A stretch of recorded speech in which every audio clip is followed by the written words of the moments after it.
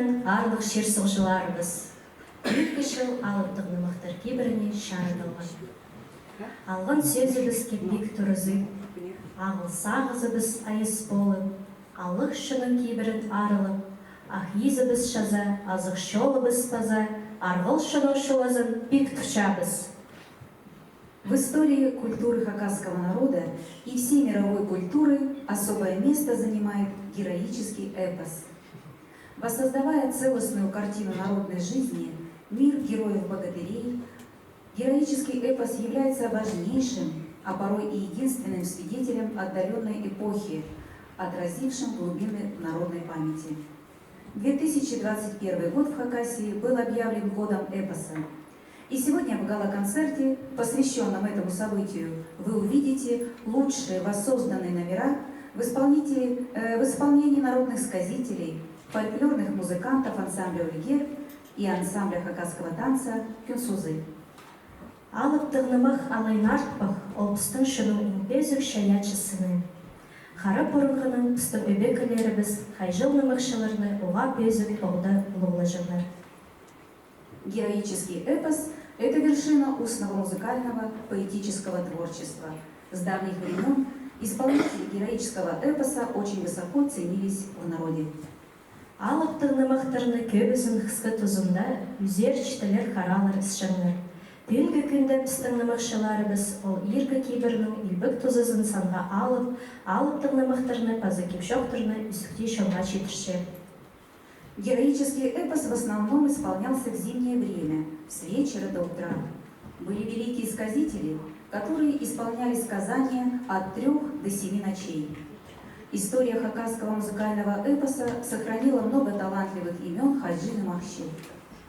Саролах Кёрбе, Харам Акпай Балыхчин, Хаджин Кёрбе Пёдор Вол, Петр Васильевич Курбежеков, Апанис Семенович Бурнаков, Семен Прокопьевич Кадышев, Камутай Бастаев и многие другие имена.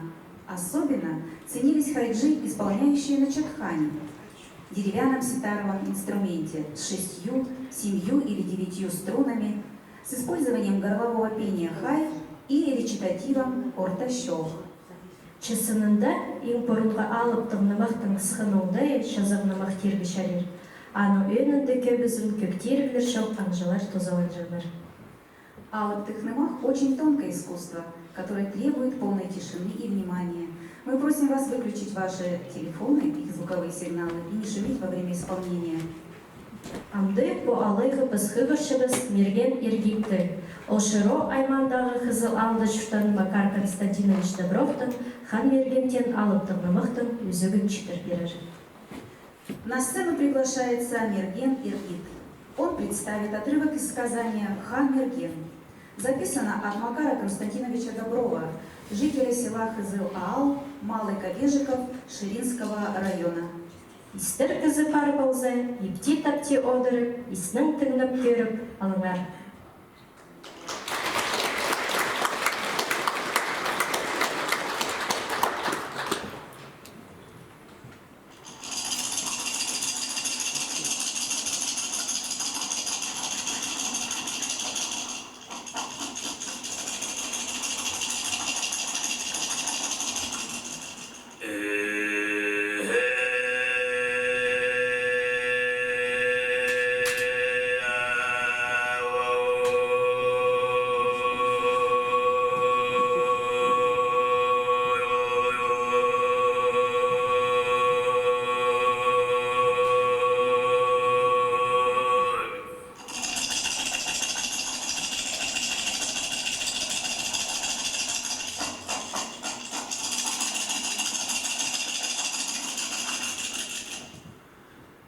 Ayağı şızdı oğlak, alnar ali oylap şarışader, altın alıp kadırıp, ay sonan türü şarışalar, üç yazdı oğlak, oylap barğan, arkalık senin üstüne zıvara.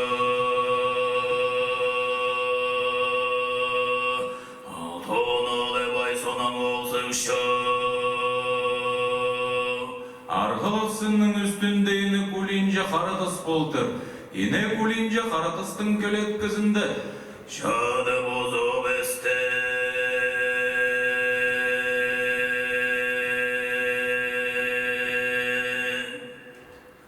Алтын алып болықты сүрізіп майық біртірлар. Олық шыбағда шадып шоқтыс шалы.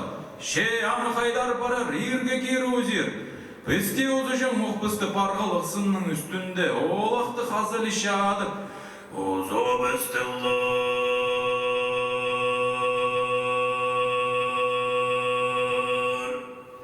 Олақ ұтқынып көрзе алтын арып, прайзы ұзу бұстыр. Harıqta beze.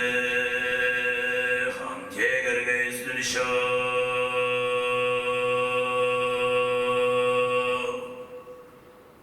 Олақ кел жотарали шылы бісті, арғылықсының азыры шыл бары бісті.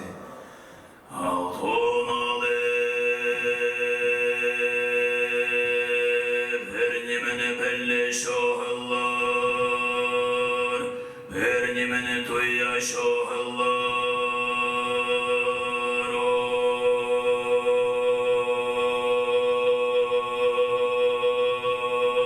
Oy. Арғылықсының ұздарында тоқтап, үш жасты олақ азық үстіне тұрып бағылып сағын тұр. Хайди біде алтынын алып, қадартып шәтшің төремілтіп сағынып, ақталайның пілтірін көржемін. Хайдар көршеткін сұқ бұлжыңтып, ойлап сықшық арғылықсының төбін ақталайны қастады.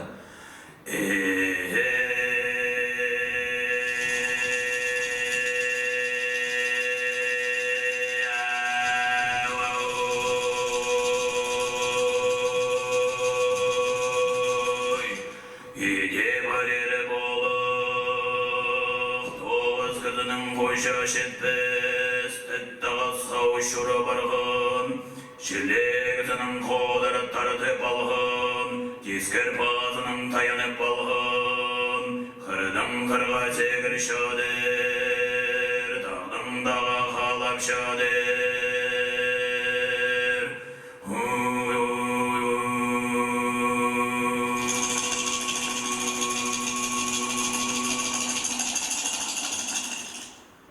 Үр баспы шүгірген ақталай пілтірін ешіткін.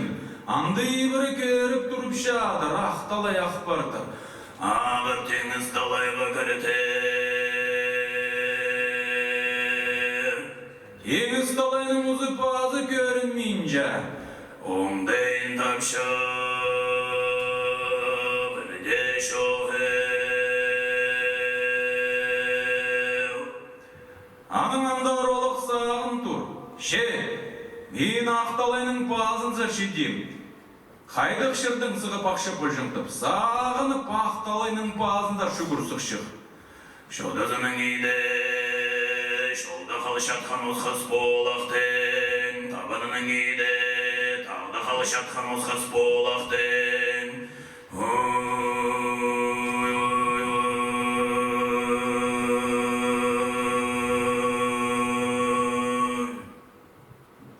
Үрас шүгір париғынды қайды ақшазы, құбы сүлінің ортызында апсақ қызы ұдыр келшады. Олақ тоқтабысқын. Apsaq kızı, turbozğın. Ар сүрпіс бұрғын апсақ қызы полтыр қабыныңның артын салғын. Изен мемінді олақ тіпша. Олақ ұдыроқ, изен өк мендік ағын тіпша.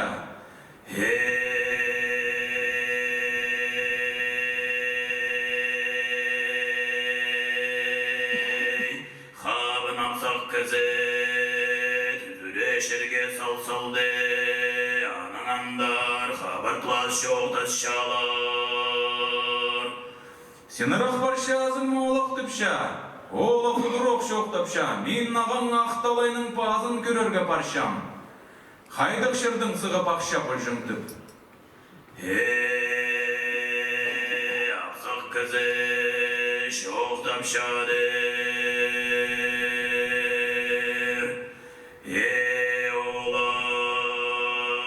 Oğlam, sen nime aqtalayının pazın körerge barışasın. Aqtalayının pazında kızı şapsıq neme körşің şoğыл. Ақталай ақтас қылдың сығы бақша, ақтас қылның үстінде арбақ басты, қаймақаға сөз бөртер.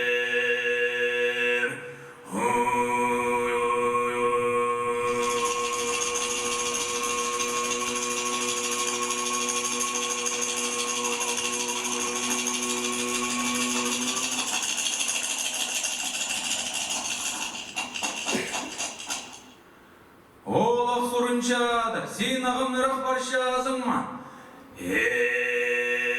Балам, мен ұрық барышым. Тіпші апсақ қызы. Менің барығын шерімде, ақсын сөдарлы, қарқым ойын қатқалы. Анаңдар оқшы оқтапша. Сен ақталайдың базын көрерге парбы. Менің Паризің тедікті тыңырақ неміз жолының қазында шіркініп ши соба тұрғын болар. Ол ши собаға көрініп шадырызың. Шолшы шыты подырғыт ертерлер ұлық шүгірісінен.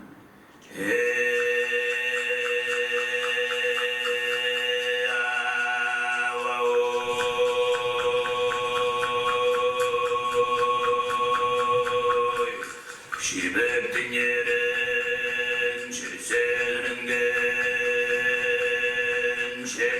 şel belezip parçalarlar. Koyun çele koy belezip parçalarlar. Ay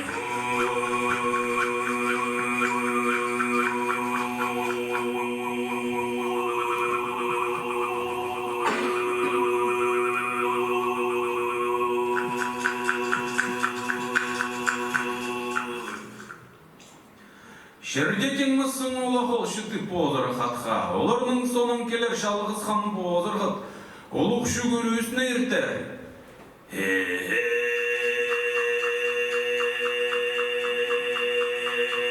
Көзіздер ұрғын болар, күрелік шөген соған болар, шебектенен шерседіріп бареған болар.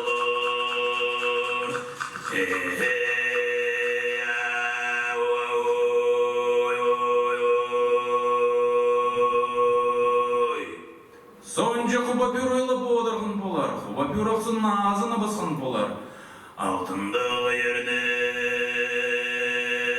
шерге тепшеткен болар, үстіндегі еріне ұлы таразын першеткен болар.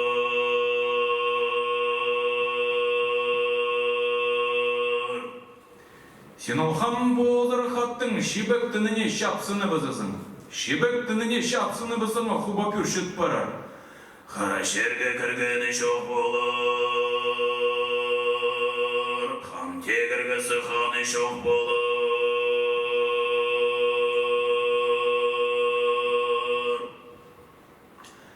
Ана ол құбапюр шетерлік анның олды қарамал болжам. Шеті тамшыр алтынды шүрттік.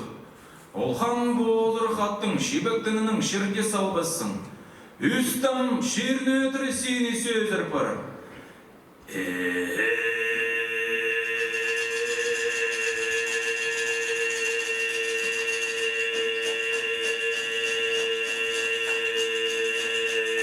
Şolның қазында өшірер, оғы сот шеркінік ши соба. Ол ши собаға шебектінен тартырзың алты шыды саре. Андылы тоқтер хан болдырғат. Аның тоқтат болбазын хан бодыр қатты. Қолдың бозыды бізсің. Базы қатып ол хан бодыр қатты өлгенже тұт болбысың. Қажанда аттың жазық шөрерсің. Анау мүнжің адың сенің болжың.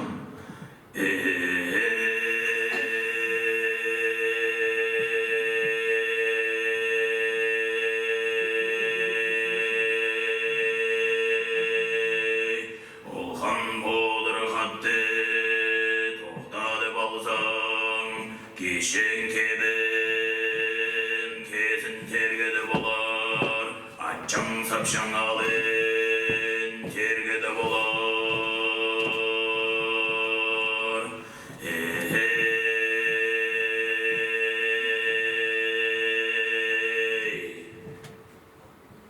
Анаң барарзың, ырық немес барзың, алтын көл болар. Алтын көлге шеткөлегі қан болыр хатты тастирзың. Позы алтын көлінің азан зарпарып, оттарзыңды шатарзың. Үз хухусу шух келерлер. Бірсі алтын көлінің базынды дүзер. Бірсі алтын көлінің хринді дүзер. Үзін жүзі алтын көлінің азанды дүзер. Ху кептерін сұсты сілігі бізірлер. Үз қыз бол барарлар. Алтын көлді суға кірерлер. Үз қыз, үз басқы шырды кірерлер.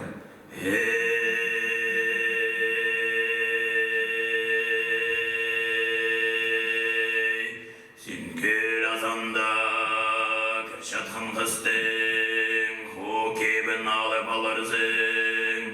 Екі қызы ху кептерін кезіп ошуға базырлар.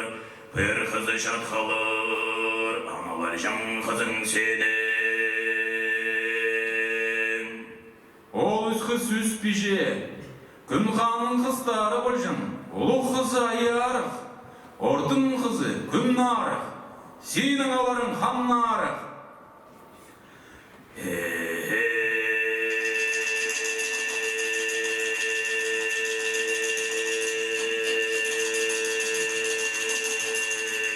Шианың аңдар қызын, позыңның шолын, позың білерзім.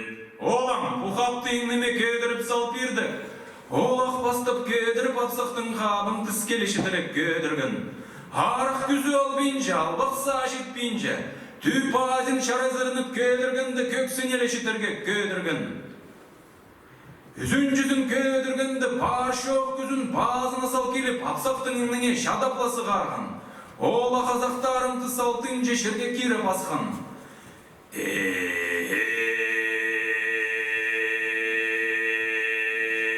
Апсақ кізі шоқтан шадыр.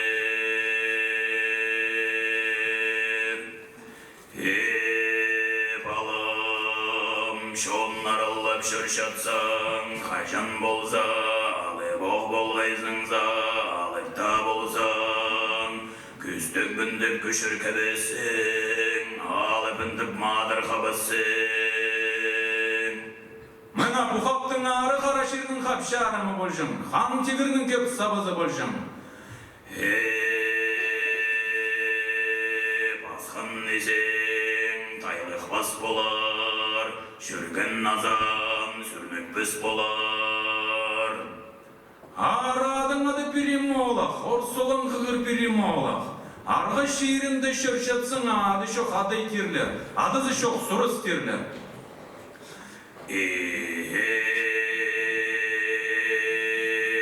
Хан болдыр қаттық, ханы қылы садылық, ханар қой желік. Хан болдыр қаттық, хан мерген пол.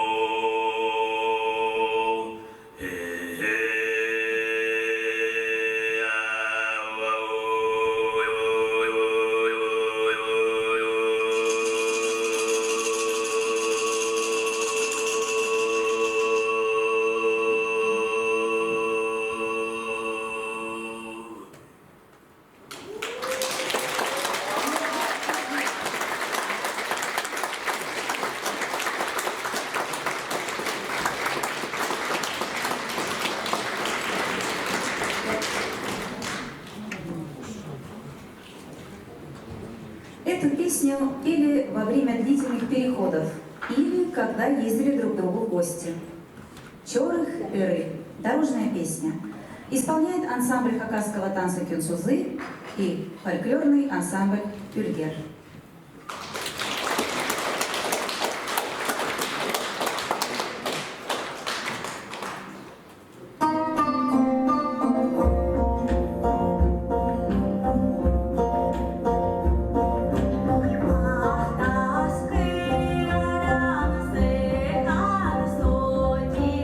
Ах,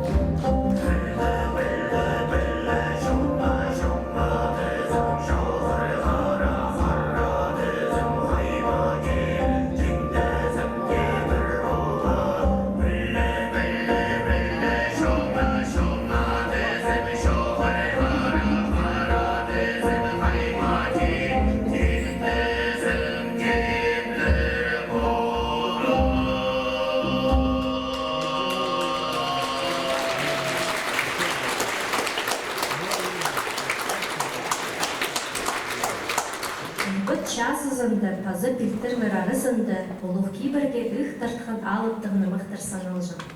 Бұл алайға хыгыршабыз хайжыл көкжаловны тагираса шақты. Ол Семен Прокопич Кадышевтың алтын хыстен алыптығыны мықтын юзігін толдыр берер. В долине реки Уйбат, а также среди бильтырского диалекта хакасского языка с большим уважением относились к эпосу, исполненному на ихе. Этот стиль исполнения представит Тагир Асачах. Отрывок из сказания «Алтын хан хыс» Семена Прокопьевича Кадышева.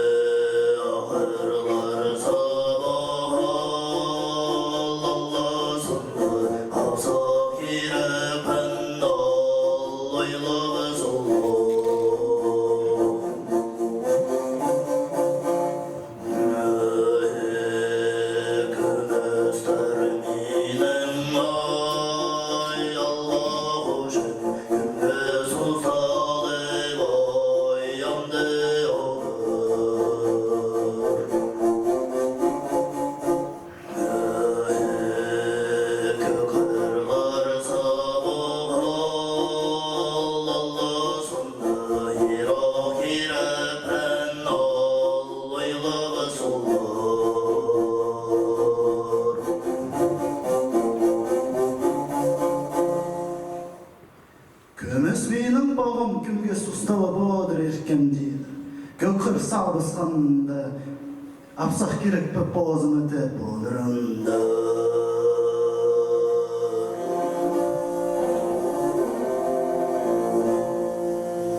Kömüs benim babam külge sustava bodur erkem deydir. Gökür sağ basqan, gerek pep boğazımı deydir.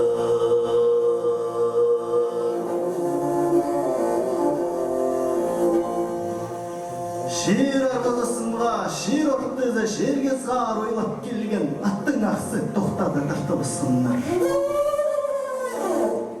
İrkem kincen deydir.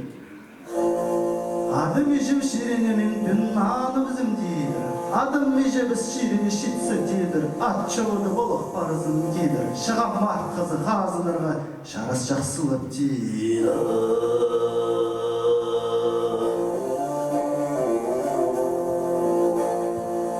Sahmanda durup şoqtıpsın. Alır kızın senin ağladığın şiirine eğlenirsin deydir.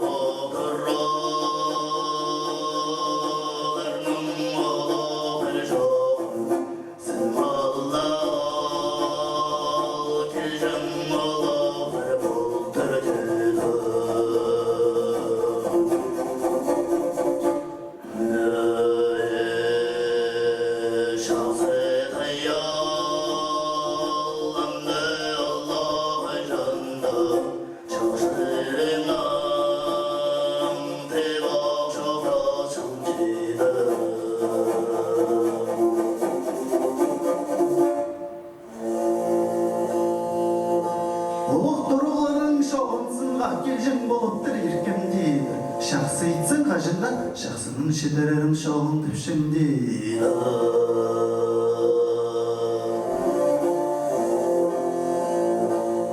Haş hacında şarkanın kızı uğaşık sitken deydi. Ölgen boğazım dırgeskin deydi. Ahım gattır şuh itten deydi.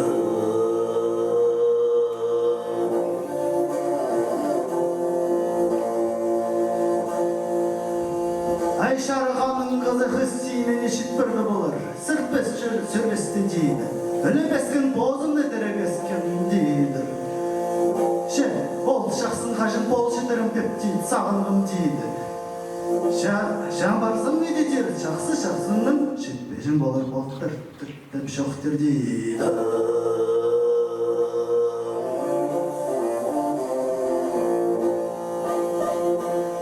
Ağlığa sağışlığı gedir ya, şalbayıp tuğun jeyir üstüne, şarık tuğun teygi altındı. Şarıktan adık selekdimi şoq bulur tep sağına. Şıbar dedir, olmağa şahsı etkin. Sen de varsın şahsının dolabız mı? İdi deydi.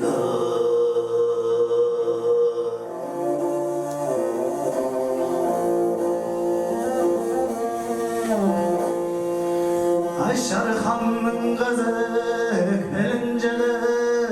Ay Şarıkhan'ın kızı, acırgıncadır deydi.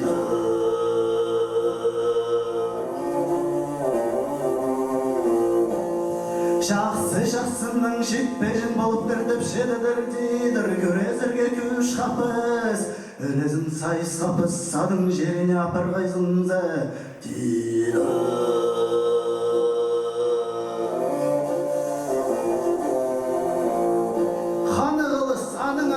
Şarıkhan jirine şörübüskün, toğsulusunu kan bozdur kadın, şir sun barandı, kamşı sappa.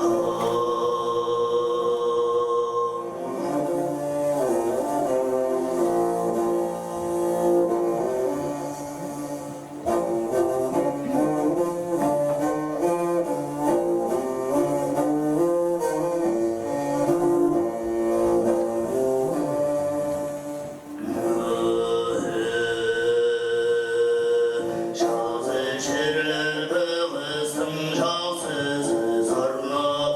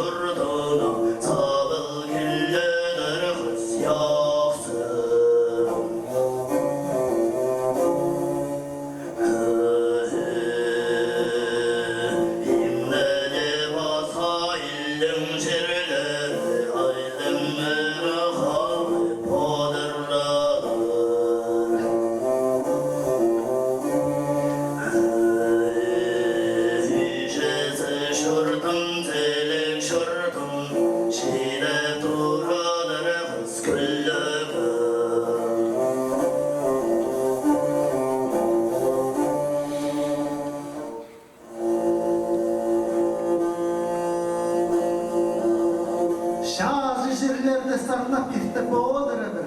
En jirlerde köglep ittep oğdırıdır. Argazı paslı şattın jirler ağıldığına halıp oğdırıdır. Adısı şurttan narlık şurtını sağ bulup oğdırıdır. Kız şahsız.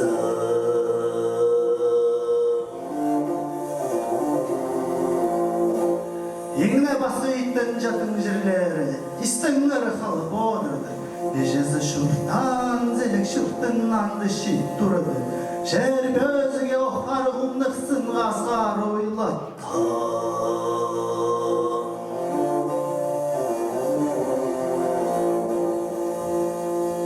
Ağıp şakkan handalayca andırılıp andı solup ağıp şadan.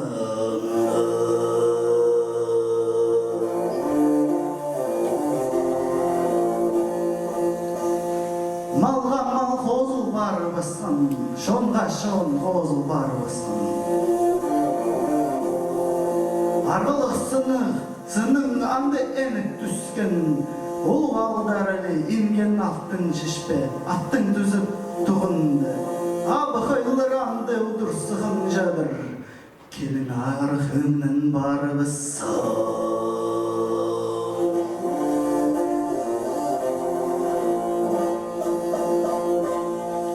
Hay vergen tüm özünün sögün andı sığargınlar. Öppe şüren nan sığarıp andı imne andı tolubussun. Hay vergen oluqtını oluq oho şeşe kızı uzu bıskın döptü. Andı izine zep andı mindelezi bıskın.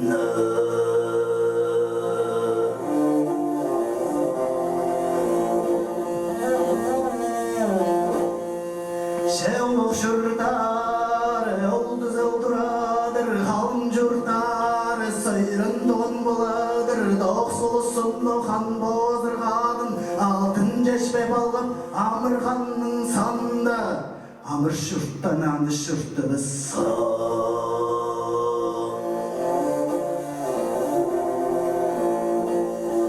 Olur şurttıp şıtkındı, hıybaş kanattı, han bozırgattı, hanlı kılıs.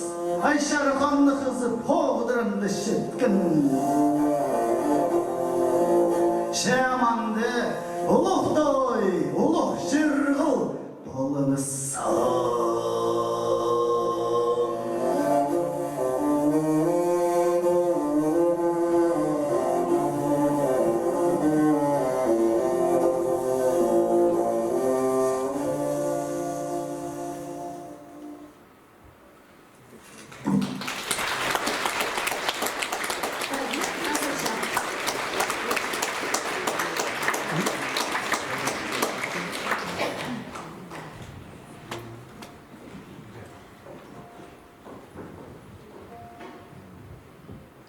В широкой степи, покрытой зеленым весенним ковром, движение времени замирает в тиши.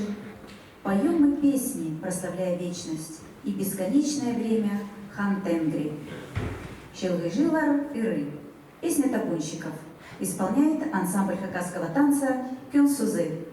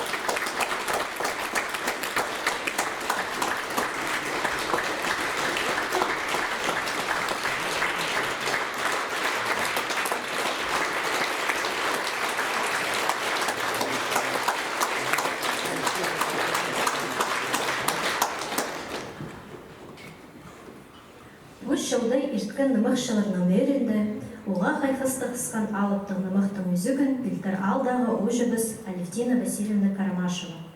Прай жүребістің палы қақығыршыбыз позыны ұзын пісті шытыр берерген. С большим удовольствием хотим вам представить одного из победителей конкурса исполнителей эпоса, лауреата первой степени Алевтину Васильевну Карамашеву. Она исполнит отрывок из эпоса «Пиль таран». Записан от Михаила Ильича Кильчичакова. Встречайте.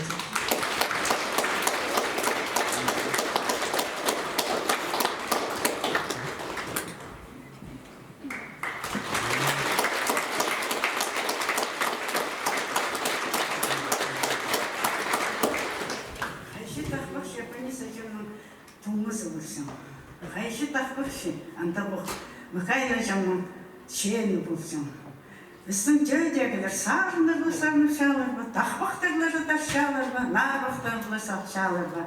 Михайло жаман музейі бар түйшуашыдаға бұғдар көрсім.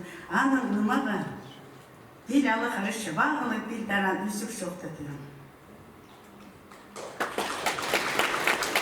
Арғалысының үстіне сұғып, арқы сарынзен, шала солық, харып көз тұрза. Харамалаттың арық шықтында. Ханды бұғай қыз қайдағда ардыр хавалақи сөріп бас жүрсе. Ар көрсе ол ұлғып тұр, бер көрсе күлін тұр. Алтын аны сүрмесі арғасына шайықтыр, ерек сүрмесі иңіне шайықтыр. Аны көріп, шала солық, ас тіл анаңа ит тұр. Шақсы кізінің төлі болса, шақсының оқ мен жоқты зәрбін. Шабал кізінің төлі болса, шабалның оқ жоқты зәрбін. Алтын біз қарышы бағасына, андар бастыр сұқын. Алысы шынға келіп, алтын алты ори тартып, қалқылын еді сазын, еркінін еді сазын, кіріп келіп көр тұрса. Айдан ары абағай қыз, анда ар бір қайын бас сүрше. Асты мақтың ақтығы, арышын астың тізін аши, ажлық стол деміріктір. Алты кезі доғызы іс болбас, сар аяға, айрын сұқын үсті, олаға шетірше. Сыйлап, ас тілін анын алып отыр. Анында ғайдегінің жіп долғаптыр. Но денің жөлі бұл жазым. Қайдық сен, шерді сен шықты олсың. Шала солық түпшетір. Айны шектің шизін, ашық болжан дейдірлер. Шек айнының шизін, шыстық болжан дейдірлер. Шер үстінде аны швенді, шер өттінде аны шербінні. Аныл ескінді абағай қыз. Тоғыз асты қарысын тұғын, тоғыз күлісін толғап тұр.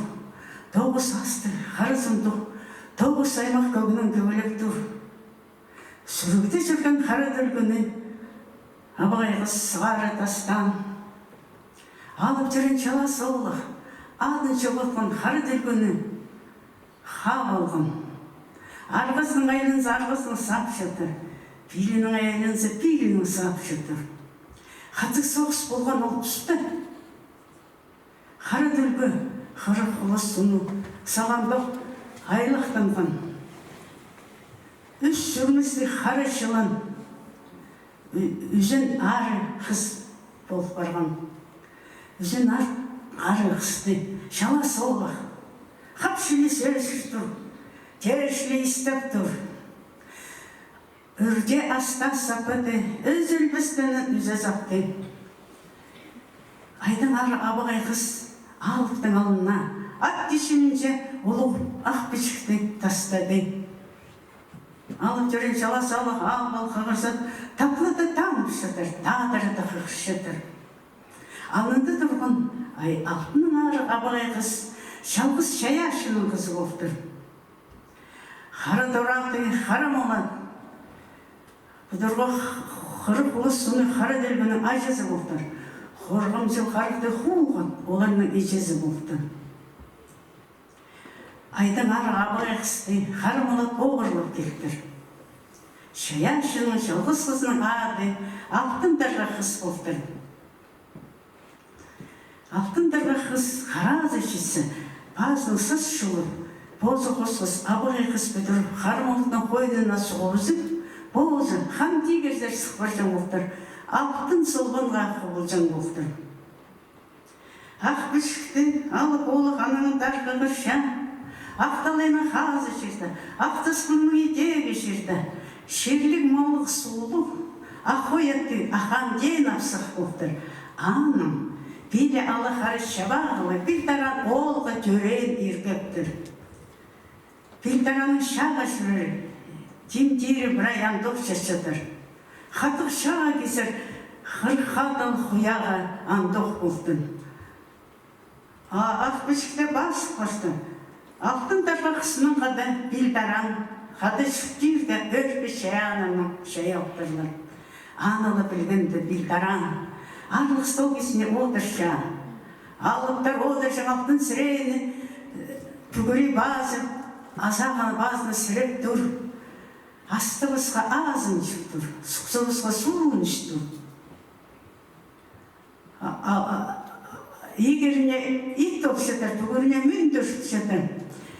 Пілдараныңа тақтындарға тоғыз күнге шетірі дойбай етшелер.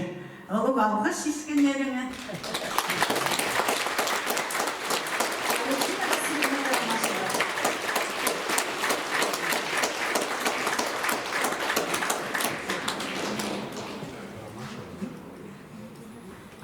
Песня «Скороговорка Дразнилка» записана от Хыргайса Галаковой из села Большой Монок в 2000 году. Твой конь как маленькая белка, и скачет он, как серый зайчик. Хобан-хобан исполняет ансамбль хакасского танца кюнсузы, солисты Хыспай Сайн, Чиветы Хобы.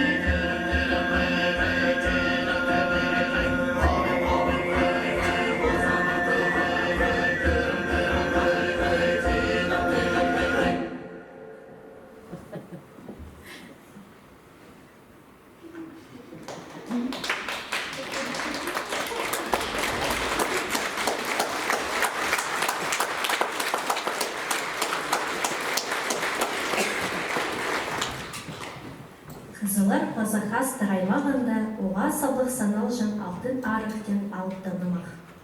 Қызылар арасында олнымықтан хайжыл кірбі педерол оғатын саблан барған. Шешіро аймағында ануға шақсыз жын бұқтыр Семен Прокопич Кадышев. Амды салғын камада қасқа Кадышевтың пазылғын алтын арының үзігін толдыр берер. Среди корейцев и качинцев большой популярностью и народной любовью пользовался героический эпос «Алтын арых». На сегодняшний день наиболее известно исполнение Петра Васильевича Курбежекова «10 тысяч строк» и Семена Прокопьевича Кадышева «5 тысяч строк». Оба варианта исполнения сохранились и до сих пор почитаемы в народе. Небольшой отрывок из эпоса «Алтын арых» варианта Семена Прокопьевича Кадышева прозвучит в исполнении молодого музыканта на сцене Салгын Камат Ахасха.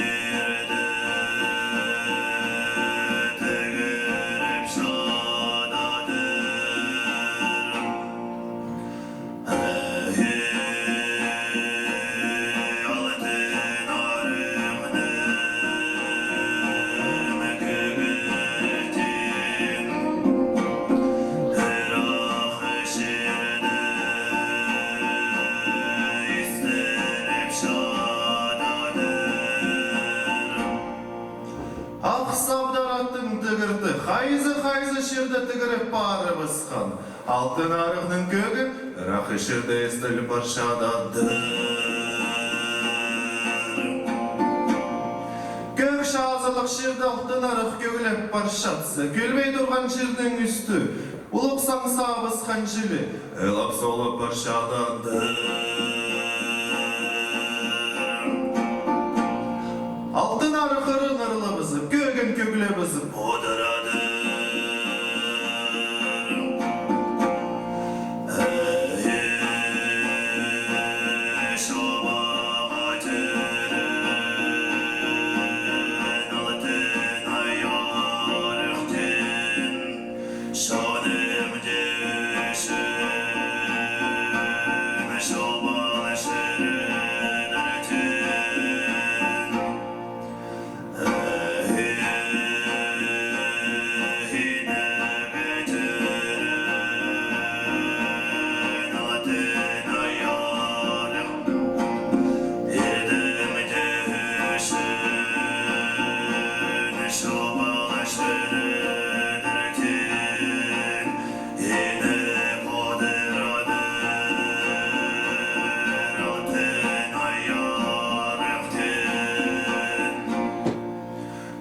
Şunun üçüncü bolat bölürek düşürbüz. İldin üçün energi şürbüz, sirtin şürbüz altın arıq.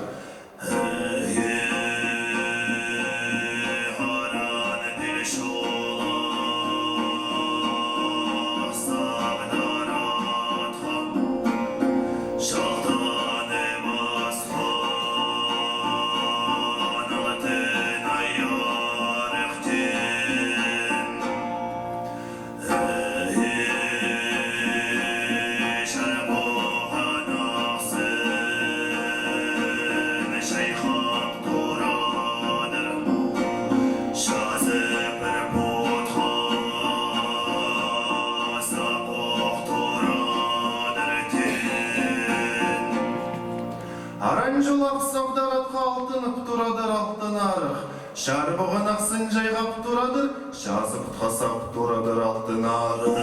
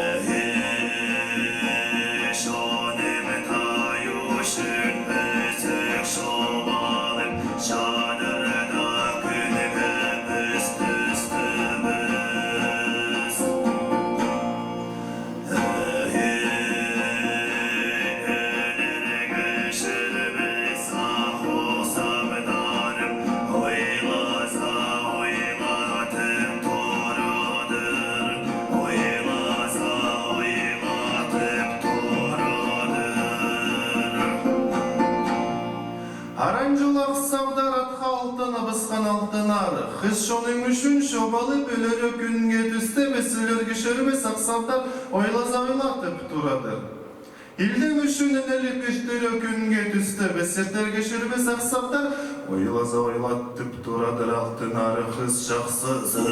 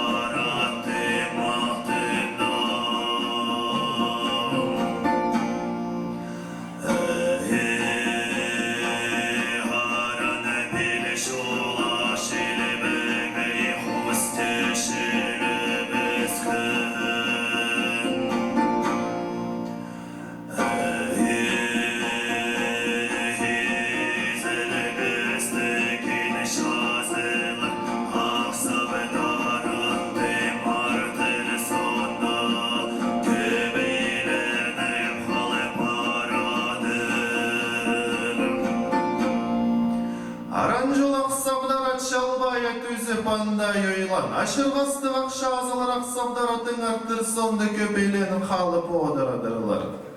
Arıncol aksabdar at şilbege hus şilbeyi panda yoylan. İzergestigin şazılar aksabdar atın arttır sonda köpün kalıp odaradırlar.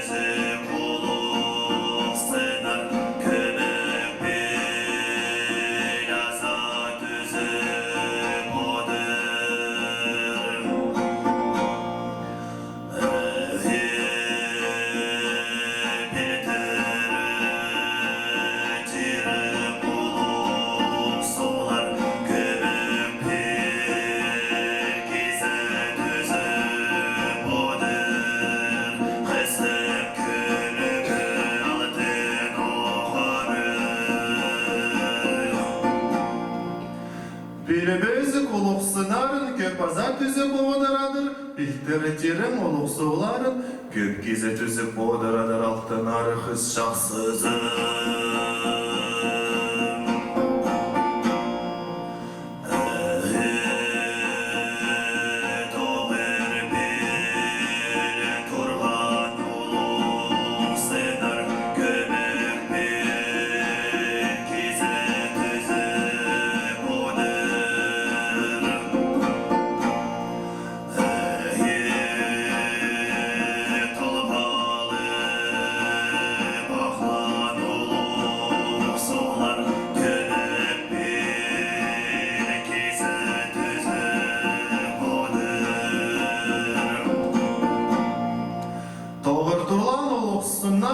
Pazar tüzüp bodaradır, tolgalı baklan oluq soğların, köp geze tüzüp bodaradır, xıstım gölübü altın arı.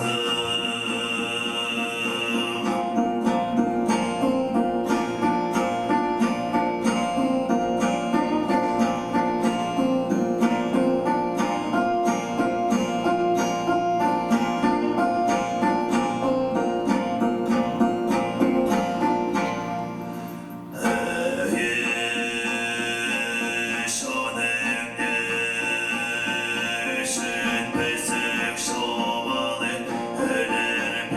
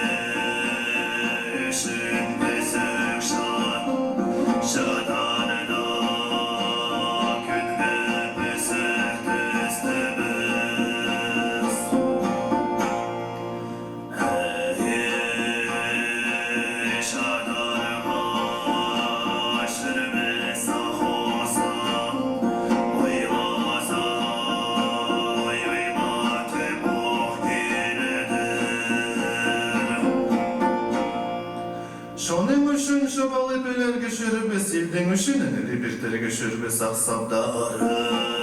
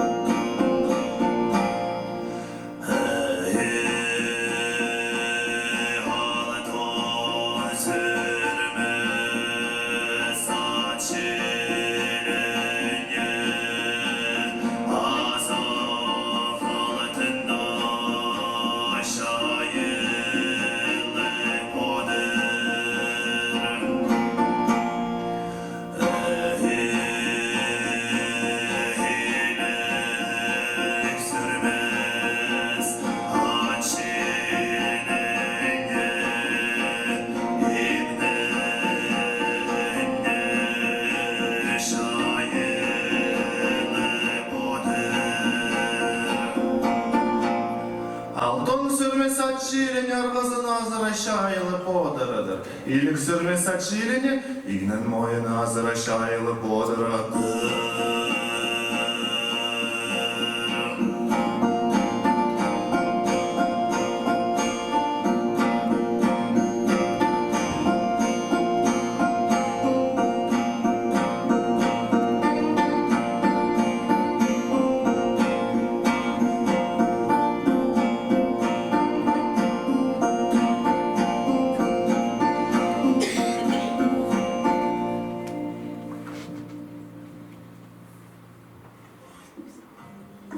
Саулет Хамат Ахмадхай.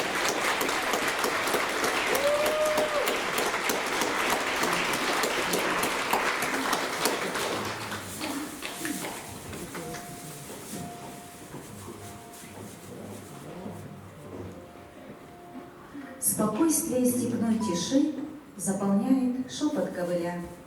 Музыка моей души останется в вечности. Чазы Эрлары. Солисты Хонра Сайм и Чебет Ихобы. Исполняет ансамбль хакасского танца Кюнсузы.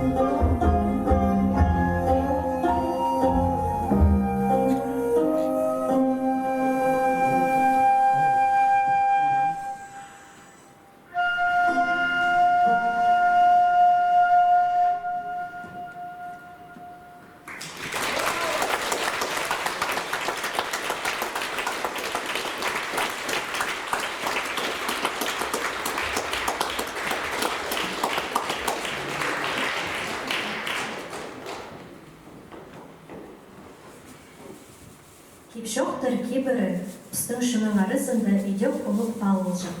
Анық санында тасқа матыр. Пістің үржіл кекжі біз түлберт бігече, екі қылық түпшіл хомысының ұлылық кибірлік тарқыны сірір кечтір берір. Анық хайжыл көрбе педером шампылған. Соның қыстуыңызын Анна Васильевна Курбежекова. Также в народе высоко ценились кипщохтар, былины. Среди них тасхаматр. По некоторым версиям, эта былина посвящена герою-защитнику позднего Средневековья Ярнах-Пигу. В исполнении Тюльвер-Пегечи послушайте последнюю, завершающую часть этой былины, записанную от Петра Васильевича Курбежекова, жителя села Наал, село Устинкино Орджоникидзевского района. Позже эту былину исполняла младшая сестра Петра Васильевича Анна Васильевна Курбежекова.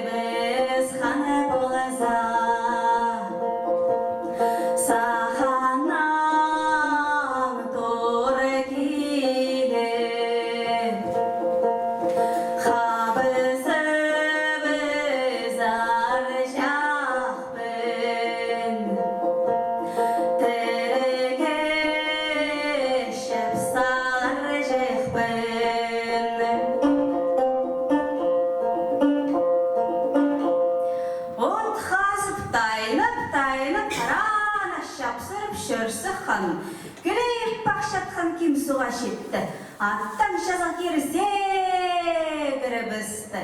Шар хазна шіппен су алтына кіріп, пазоқсық келіп шарғасық кегін. Оршық тасға шиді постай арығанды сөйлен. Постай арық сұрғыл баған. Қарақ шазын хан медіп, қарық пұсын пұспозыды біз хан.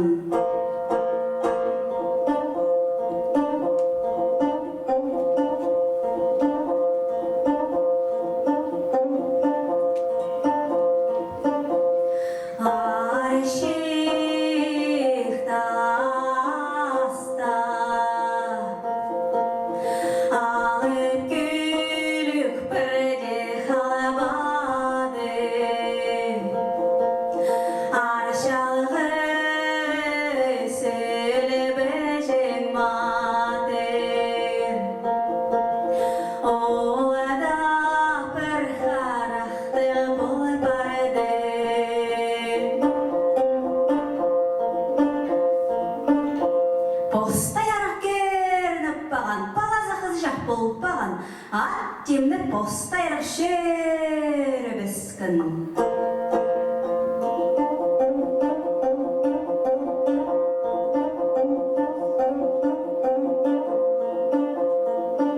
Әлбезек сет шеріне көзі берген, шаласқан шерлеріне шидіп,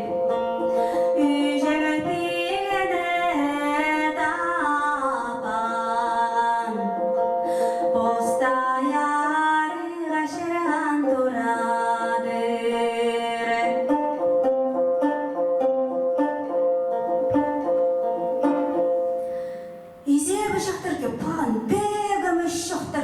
тағаннан да орлап сықта бысқан.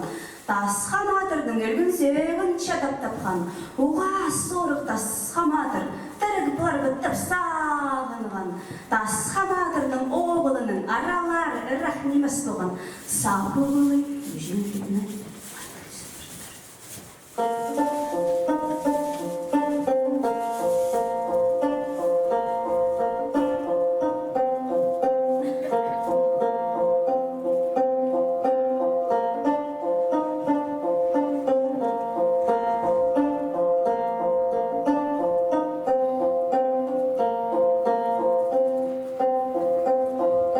Şöret bahçemen, şöret bali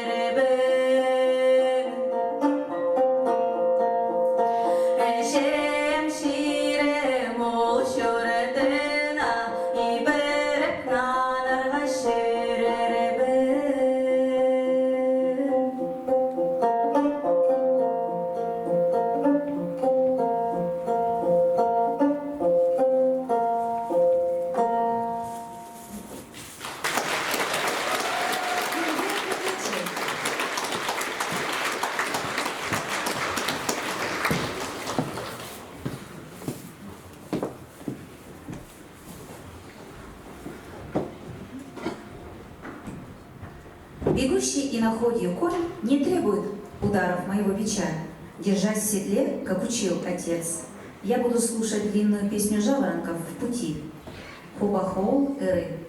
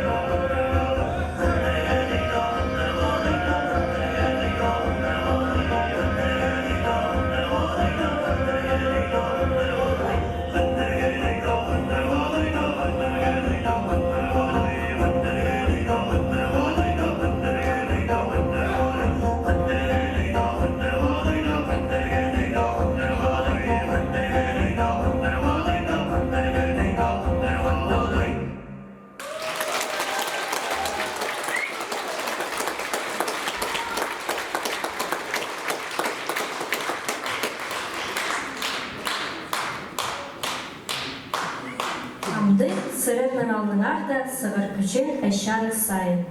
Хайжыл кірве пөдір ол шама айдолы алып тұғнымықтың үзігіні. На сцене Кучен Айшар Саин.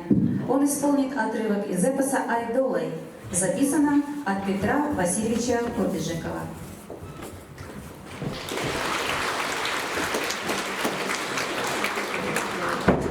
Шалах Айшар Хирны, добрый вечер, дорогие друзья. Я исполню небольшой отрывок из нашего величайшего исполнителя, нашего хайджина, махче Петра Васильевича Курбежекова. К сожалению, он ушел из жизни в 1966 году, но он знал 107 эпических сказаний и много еще былин, сказок, мифов и так далее. Вот. Конечно же, Петр Васильевич был величайшим мастером, и исполнение его, наверное, напоминает, так как он жил вот село Устинкино, вот в тех районах, где горы, наверное, как чистую горную реку. Переливания, вот эти вот холодные, где-то очень быстрые, где-то очень замедленные. Там. У него в эпосе было очень много разных мелодий, 40, 50 мелодий и так далее. Я исполню всего-навсего, наверное, 3 темы по 2 раза. Это вот, чтобы вы примерно понимали, как исполнял Петр Васильевич Курбежеков.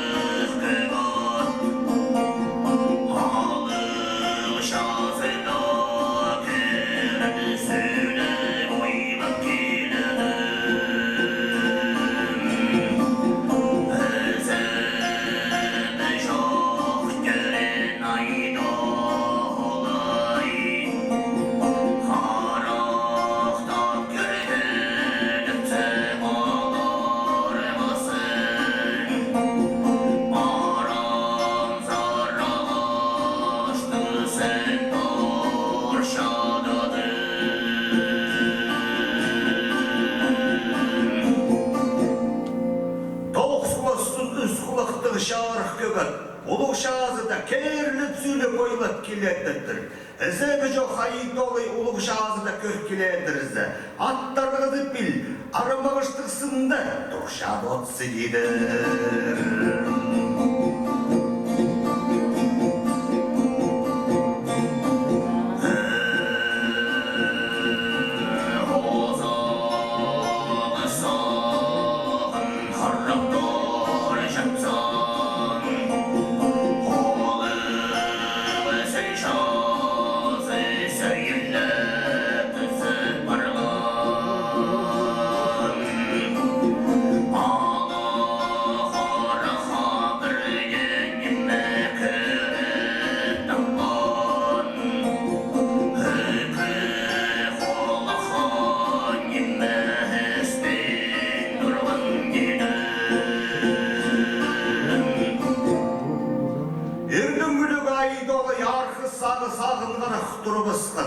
Ozağı sağındı, akşazı hubasınız tüs barımızgın çağır. Birine bağlı qara körüp tappan iki kulakka birine ispi. Şöyle götürganda hayda kanıtağımızı kalıp, kurgun gözü gölemezken.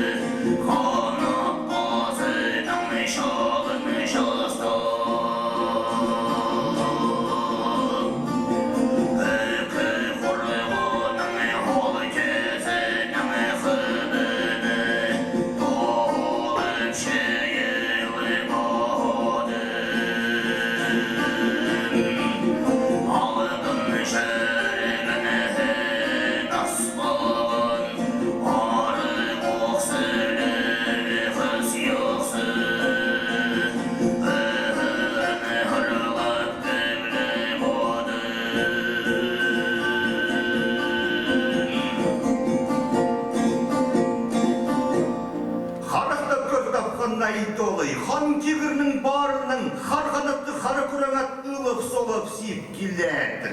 Қанат баласының шалын жастып, құрбын өзінің қыбын толып шейлі бізкін. Алтын сүрміз арға шейліп, арысыды қыстың яқсызы қан жашық. Үрін ұрылып, көгін көбілеп ойлап келедір. Әлі сүрміз әлін шейл бар бізкін, қыстың күлі қан жашық. Әзіргі ұға олу, аттың ол бұ, сол бұ, сағырсыны сағыл келедір амды.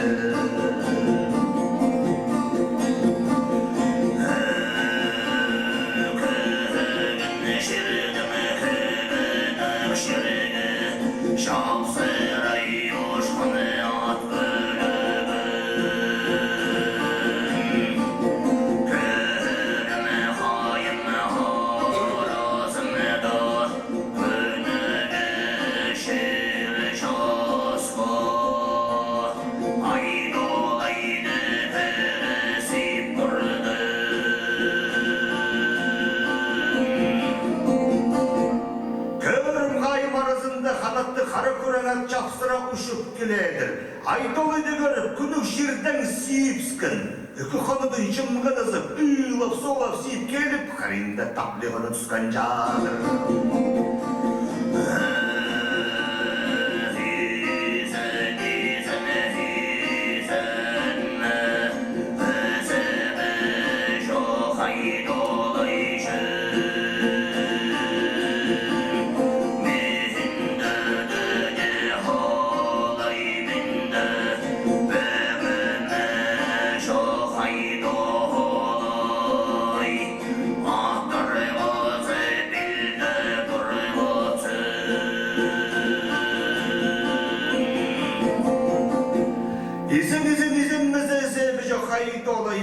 Minde böbögümü yok haydi olay. Attargızıp bil. Arımağıştıksında turşadı otsun gider.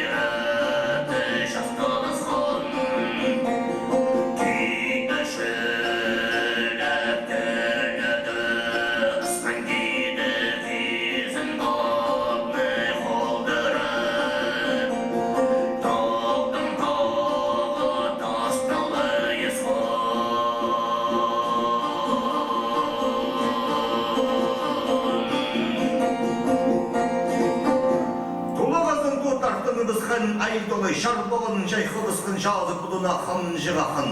Қартыға құсты қалыбысқын, хан керетті шастыбысқын. Тоғыз құлысыны жарық көгі.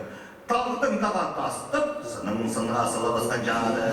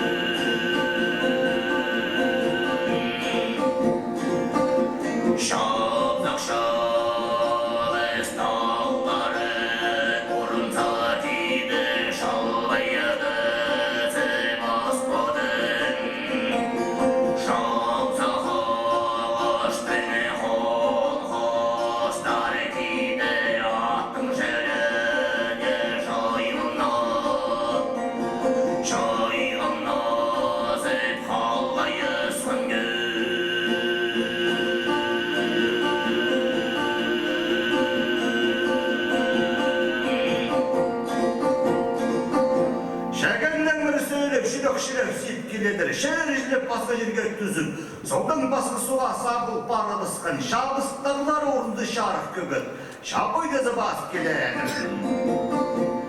Шапсығыз бастары аттың шеліне, шайқымызып қалшатқанда бір дөзік тағлар орынды шарық көгіт, келбей түзі барып келедір, дөзік ағыштың бастары, мұндығызып қалшатқанда аттың шеліне.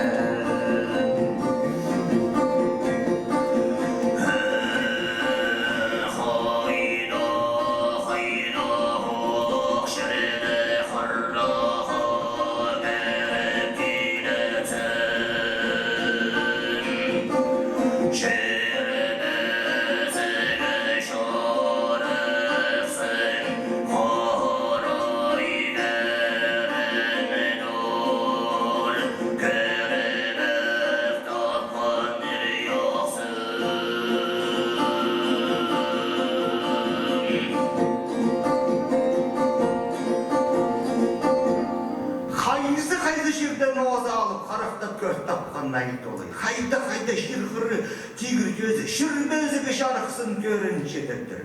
Аттар қызы, шырар қызы қарысын ұрынған. Нандыра өлет кел жерін, ақтың ақсын тоқтат, арқызарын қарып көріп тұрызы, шырбезігі шарықсын 6 күнлік шырде шағырамда. Аттың дүзі жүріп, адын үс сайдындыра шөрт келе жерін. Саңмайына қапсылығы біскін, тоғысылы сұны қарығына теткен шапсақ оғызы тірлігін салы бісқін. Арғы өлінді қарықтық, шүпшонынжы қарықтық. Ақсы қолақ кеске кері аспырғын алып кізі болып бісқін жағыр. Қарық радын қарып көрттірізі күнің қарағы. Көктақ базының көшкілін барықтың жадырамды.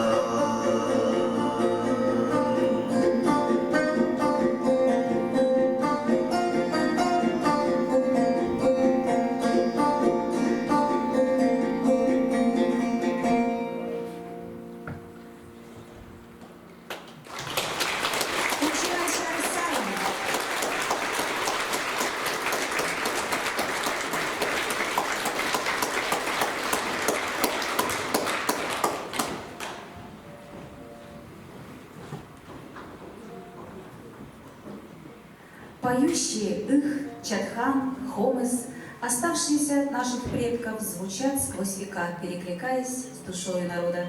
Мои инструменты останутся моим детям и откроют им много светлых дорог. Хомысом мои инструменты исполняет ансамбль хакасского танца Кюнсузы и фольклорный ансамбль Ülger, солистка Алтын Чечек Пиктер.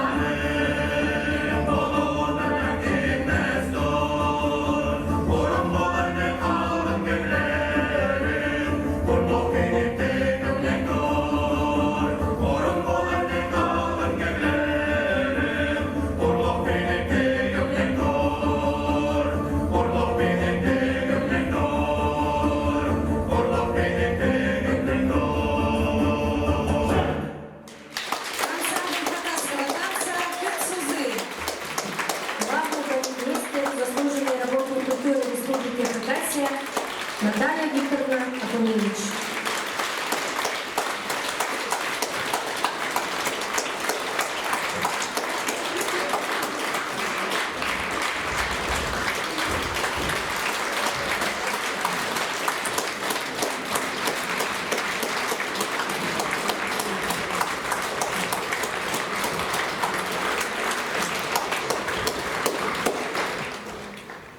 Стыңшының алып тығнымық тәркибірін ұлылып, аға уға поғдарқып, біз самғы тұста идеу олыңдайға пик тұдынырға, база анымының мұндар ұзырыдырға күстенірбіз. Чылса юнымақ па едіп, аптап, қарағы сілекшінің алына сығарып. Что вечер героического эпоса крепко вошел в традицию. Он расширил границы исполнительского мастерства. И давайте сейчас еще раз поблагодарим современных исполнителей эпоса, которые, не жалея сил и с любовью, хранят традиции и пропагандируют их со сцены. Мерген Иргит Шазахмуа.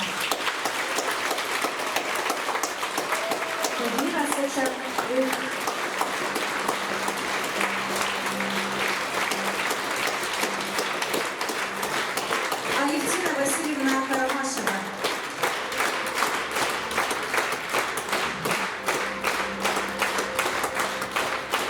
Саудын Хамад Ахасан Шапхан.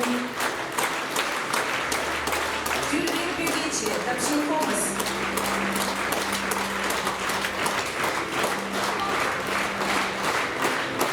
Заслуженный артист Республики Хакасия Леонид Кирандали. Тюрген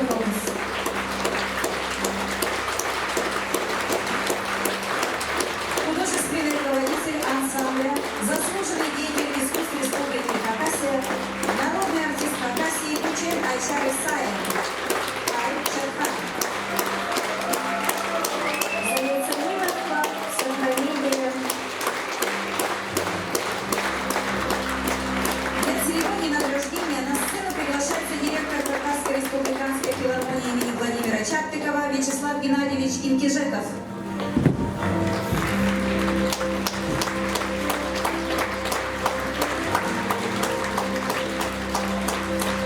За неоценимый вклад в сохранение, популяризацию и развитие хакасского эпоса подарочный сертификат для улучшения материально-технической базы ансамбля вручается ансамблю «Юльгер». И мы приглашаем художественного руководителя получить сертификат. Кучен Айчар Исаев.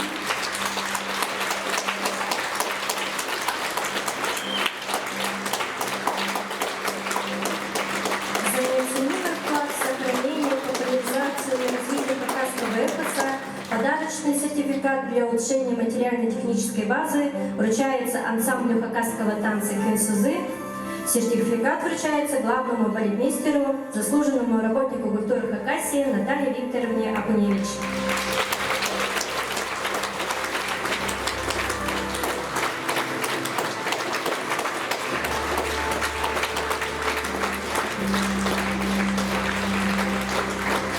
За неоценимый вклад в сохранение и популяризацию развития хакасского эпоса от Хакасской республиканской филармонии награждаются артисты ансамбля Кенсузы сладкими подарками.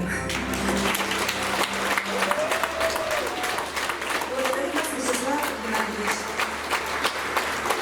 Лавзы кутактыныбызы, шазы пудынах хамжыхагыр, шарбуанан чайхабызы, хартыға құсшахалы, арғылшының кейбірін тудып, ширі шүштібісті көрі, шайылдыры шөптіріп, шыбымна да бастырып, хайжылны мақшылар олмақ көп таратсынар, стыңшының алыптығны мақтарын, паза кеп шоқтарын.